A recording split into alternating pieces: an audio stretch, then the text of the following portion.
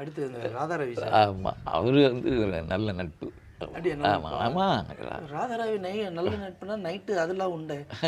இல்லை, அது அவருக்கு அவர் போடுவார், நமக்கு அவரே யார் வந்தாலும் எப்போ வந்தாலும் என்னப்பா அப்படின்னு சொல்லிட்டு கொஞ்சம் அப்படியே ஜாலியாக பேசுகிற மாதிரி தானாச்சே.